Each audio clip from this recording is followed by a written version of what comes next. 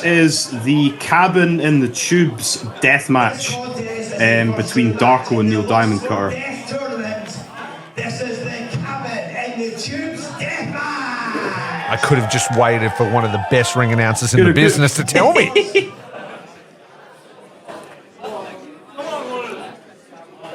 But these two guys had a match. Well, they were involved in the four-way main event of Ultra Violence Referendum with also Caden and Big Joe. But this is the first time these two deathmatch fucking legends, Darko one of the best in the UK, Neil one of the best in the US, get into a match one-on-one with each other. And we got lots of fucking glass. Absolutely. Neil Diamond Cutter, now world-travelled. Last year, he went on a tour de force, really, around the world, ticking off countries. He was here in Australia. He was with you in the UK. He's been everywhere. And then now he's found his way back to Bleeding Gums for a second time to enter the Lust for Death tournament. Very happy to have him, and very happy to have the Light Beer King, Danny fucking Darko, one of the Deathmatch Outlaws, in this match as well. Very, very underrated as Danny fucking Darko. And now introducing his opponent.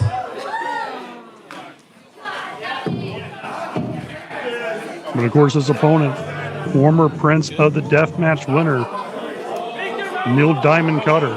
You guys are talking about that tour de force. He wrestled in Japan. He spent time in Mexico. Was actually at the first Bleeding Gums wrestling show, fun fact. Yeah, he won our main event with Darko, Big Joe, and Caden. Our first show, the Ultra Violence Referendum. When we consider like Neil's tournament experience, you'd have to be looking at him as well as like a potential favourite to take this whole thing out. Oh yeah, definitely. He has probably got the most experience in tournaments of anybody on this show by a country mile.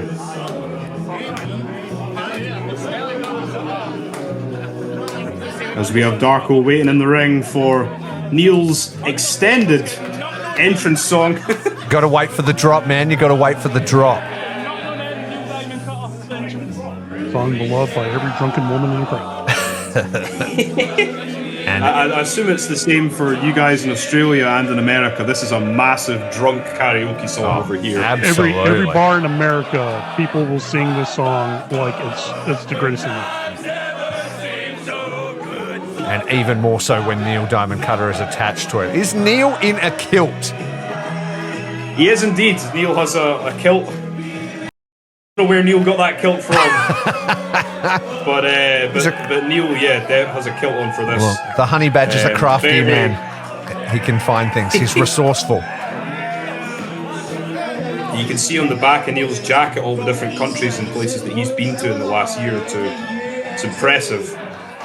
Especially when, I remember when Neil put it out, he's like, have passport, we'll travel. Like, that only just happened in the last year, and he didn't waste any time getting every single place he could.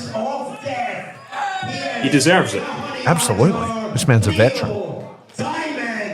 Of course, the match he had in Japan against Sakuda, that was a classic for deathmatch wrestling fans if they've seen it. Mm-hmm. That was wild to see. Neil Diamond Cutter doing what he's doing best. 18 years as a veteran, the Honey Badger started his career back in 2005.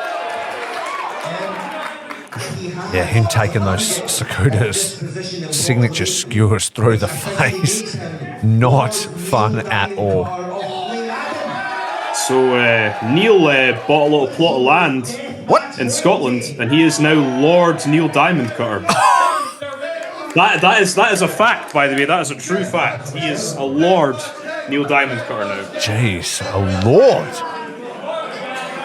Didn't take long for him to take over. 75,000 Americans.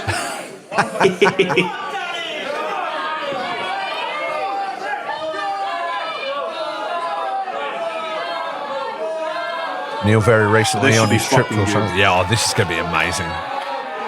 We're talking a lot about what Neil's accomplished, but you can't overlook Danny Darko in this. Look at the conditioning of the man. He's battle-tested at this stage. Both playing up to the crowd. Yeah, Danny Darko, currently the Kumite Wrestling Death Wolf champion. Wow. Been over to America several times, done loads and loads of stuff with Rise. He's been to TNT and he's on the Bleeding Gum shows as well. He's if there's death matches happening in the UK, Danny Darko will be a part of it. He's one of the best doing it. And let's not forget either, guys. He's going to have a huge WrestleMania weekend as well here in the United States. 100%. Absolutely. Also, what a madman just go ahead and doing death matches in trunks. One of the very few in the UK to do that. I know one of the very few in the world.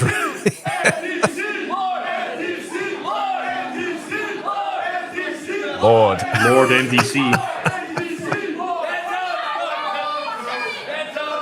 This is amazing.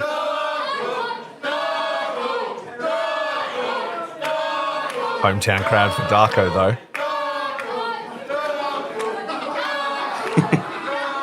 Neil not happy with the crowd reaction. First I've ever seen Danny Darko wrestle was actually for Ruthless Pro Wrestling. When he came Hell to the United yes. States Shout out and had a RPW. banger of a match. Here we go. Of course, when he came to the United States, he wrestled Tommy Vendetta. Yes, he did indeed. Great match. Shout out to TOV, the Pillars, and DMAC. Danny wrapping him up.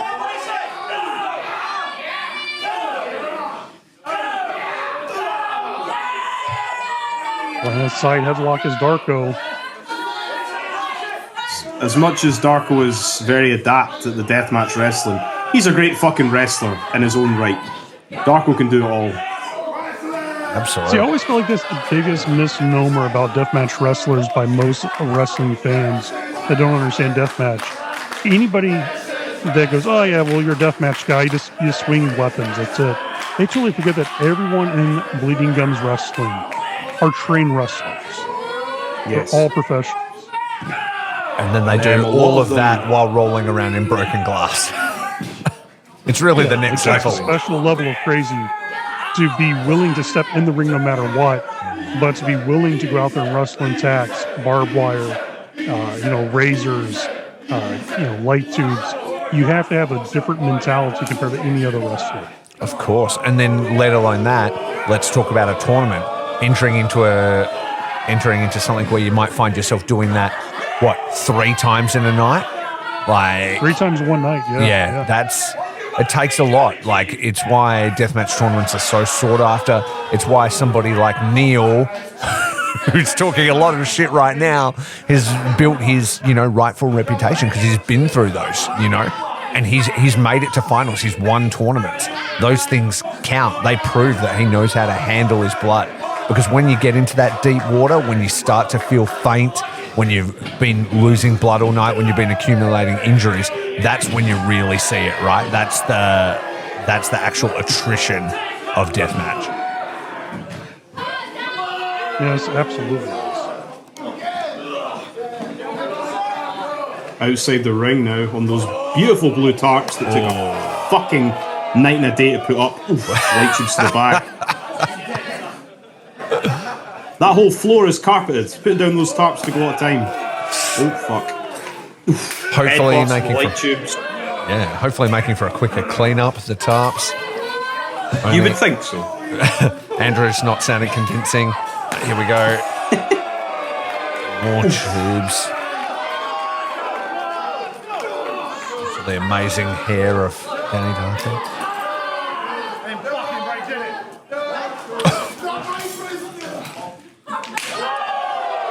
Huge shot by Darko. Riding Neil.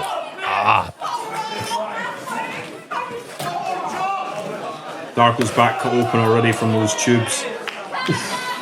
Those small bundles here in the UK, those T8 tubes, they hurt like fuck. Yeah. Swinging them, the big fancy T12s for the T8 light tubes that we have. T8's all the way, I say. Well, T8s are famously, avoided in America due to the incident with Nick Gage, an incident that actually took his life. The only man to actually die in a death match. Oh, Jesus Christ. Well, he knows go for a suicide dive, but Darko caught him. Press him right back in the ring, but yet he's on his feet. Oh. Knees those light tubes right to the chest of Darko. And a stunner. Oh. Goes for the cover. I thought that But only combination accounted would to- do it. That's crazy. Like, going back with your stand. Oh, yeah, as I was saying, deathmatch legend Nick Gage infamously died due to a T8 tube breaking incorrectly, stabbing him underneath his arm, and he had to get heli-evac. He died in a helicopter and was resuscitated back to life. So as a result, the T8 tubes have a huge stigma in the United States, and it's always really concerning when they're used. In Australia and UK, that's all we got. So, Yeah. they don't break as easy, they're sharper, like it's stressful. You can get T12s in the UK, but my fucking god, you'll cost an arm and a leg for them.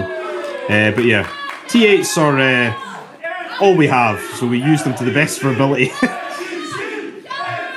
Absolutely. Andrew, to educate the American fans watching this, how much is actually an average cost of a T12?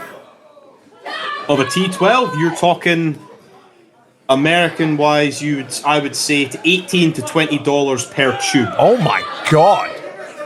I'm not talking about boxes. I'm talking per. And if you were going to get Like even a one T8 singular light tube for one singular tube, if you're going to get one, it depends where you buy them from.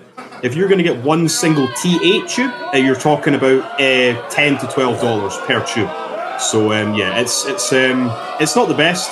No, to try I would and say it's the worst. get these tubes. Oh, power bomb. Huge power bomb by Darko right into those tubes. Go down. Neil Cutter. Can this be it? Can this be over? 1, 2. No, somehow the Honey Badger kicks out. Tenacity of Neil Diamond Steve Cutter. lost his glasses there, keeping himself safe from getting the shards of light tubes in his eyes. Steve with that lovely Bleeding Gums polo shirt as well. Just a little bit of quick maths for you. Neil Diamond Cutter and Matt Tremont had a 700 light tube death match. By your maths there, that is over £14,000 in UK. Yeah. A cheap night out that would be. Oh my That's the benefit I have with being the only sort of deathmatch centric company in Scotland is second-hand tubes are relatively easy to come by, and I have a lot of people helping me out with facilitating these fuckery, shall we say. I mean, I've got probably about 1,500 light tubes in my attic currently, God. waiting for further use. Ooh, what a fucking neck breaker.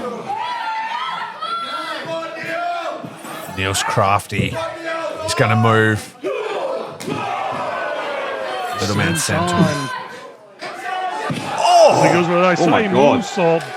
Beautiful from the middle rope. Goes for the cover. But once again, Darko kicks out at 2. Neil Diamond Cutter knows deathmatch scenery. He knows deathmatch, like thinking on your feet more than anybody. I've seen him do those moonsaults off the chains at ICW. Like, he can make it happen.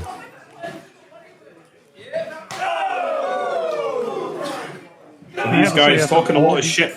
I'm going to say, though, as well, guys, I'm trying to cut you out there, Andrew, but after all the years that Neil has been wrestling, I feel like this is the year for him. This is actually like the year that everyone really opens their eyes and pays attention to Neil Diamond Cutter. Absolutely. About time. 100%. Darko. It's been a long time coming. Been a long time coming for Neil, and he deserves every bit of success that he gets. Oh God, those drapes. We don't need to get blood on the drapes. Yeah. Also, we don't need any feet hitting that mirror ball either. It will be truly Saturday Night Fever. The John fever. Travolta reference for the night. The fever being Andrew sweating profusely thinking about his venue deposit. All right. What the fuck's going on here? Oh, what is this? Teetering with those drapes. Oh God. Getting the drapes bloody. Oh, stiff right from Darko. Oof, big chops. Look, we're talking all this about Neil and about being his year. Oh! Bulldog, this has to be over, guys. There's no way Danny Darko is kicking out from that Bulldog to lose leg two. This is it. Goes for the cover. Here we go. Oh. Can this be it? What? Darko kicks out. If Neil had just been able to get over him, hook the leg, just a bit more leverage there, he could have probably had him. But he was cooked himself, and that's the downside of stuff like that. You got to go through it with your opponent. We have an even bigger light tube log cabin now. Made Yeah. by the fantastic Brian. Thank you, Brian, for making these light tube log cabins. Took him a long time. Beautiful work. Teeth of the honey badger. Oh! Cutter. Cutter.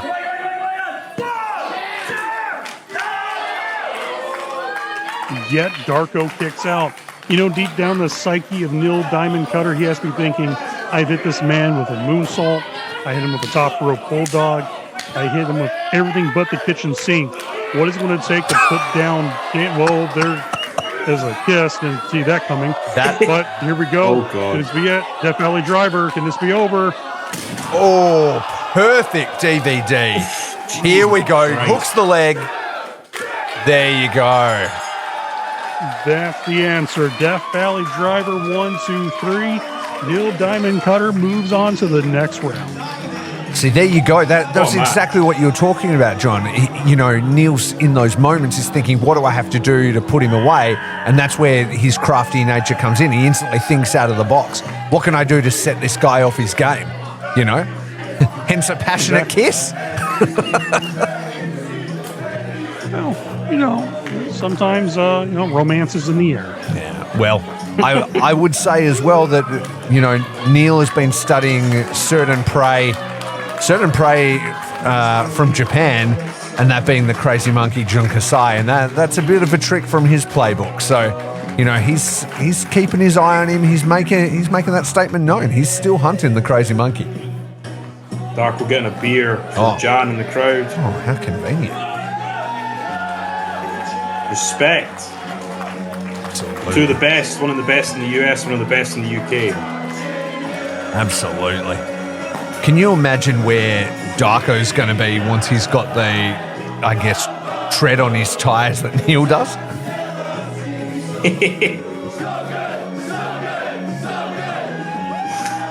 Still got to sing the lyrics. Big Joe's least favourite song of all time. Next Bloody Gum show, Big Joe will come out to Sweet Caroline. The biggest rib of all time.